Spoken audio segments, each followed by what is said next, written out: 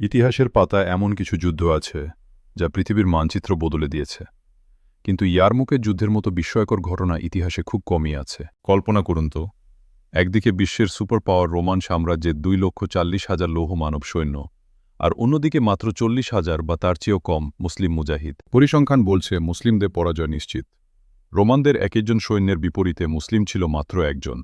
রোমানদের কাছে ছিল উন্নত বর্ম এবং হাজার বছরের যুদ্ধের অভিজ্ঞতা, আর মুসলিমদের কাছে ছিল ভানা তলোয়ার, ছেঁড়া পোশাক, কিন্তু বুকে ছিল ইমানের আগুন। আজ আমরা জানব কিভাবে আল্লাহর তলোয়ার হজরত খালিদ বিন ওয়ালিদ রাদিয়াল্লাহু তাআলা আনহু রোমানদের এই বিশাল সমুদ্রকে ধূলিসাৎ করে দিয়েছিলেন। মদিনার ইসলামী রাষ্ট্রের বিস্তার দেখে রোমান সম্রাট হিরাক্লিয়াস বিচলিত হয়ে পড়লেন।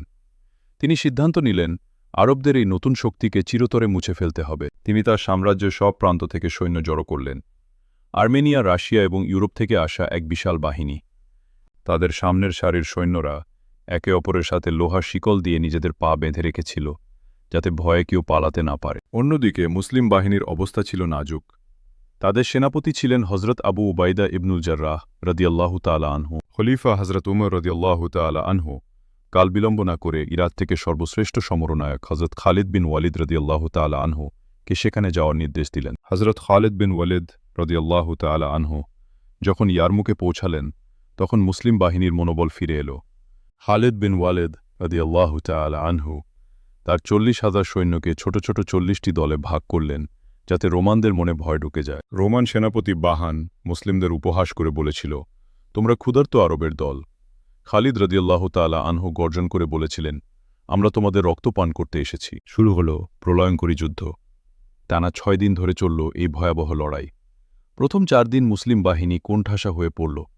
রোমানদের তীরের বৃষ্টিতে হাজার হাজার সাহাবী আহত হলেন। মুসলিমদের ডানবাহু ভেঙে যাওয়ার উপক্রম হল।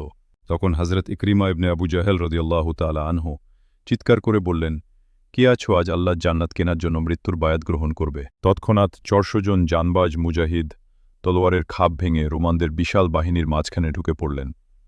এই 400 জন বীরের প্রায় সবাই শাহাদাত বরণ করলেন, কিন্তু তাদের এই আত্মত্যাগ মুসলিম বাহিনীকে নিশ্চিত পরাজয় থেকে রক্ষা করল। যুদ্ধের 6ষ্ঠ দিন আল্লাহর সাহায্য নেমে এলো এক ধূলিঝড়ের রূপে। এই বাতাসের গতি ছিল রোমানদের মুখের বিপরীতে। এই সুযোগে হজরত খালিদ বিন ওয়ালিদ রাদিয়াল্লাহু তাআলা আনহু তার অশ্বারোহী বাহিনী নিয়ে রোমানদের পিছন দিক থেকে ঘিরে ফেললেন। তিনি আগে একদল সৈন্য পাঠিয়ে রোমানদের পালানোর একমাত্র পথ ব্রিজটি দখল করে নিয়েছিলেন। রোমানরা ফাঁদে আটকা পড়ল। সামনে মুসলিম বাহিনী, পেছনে গভীর খাদ।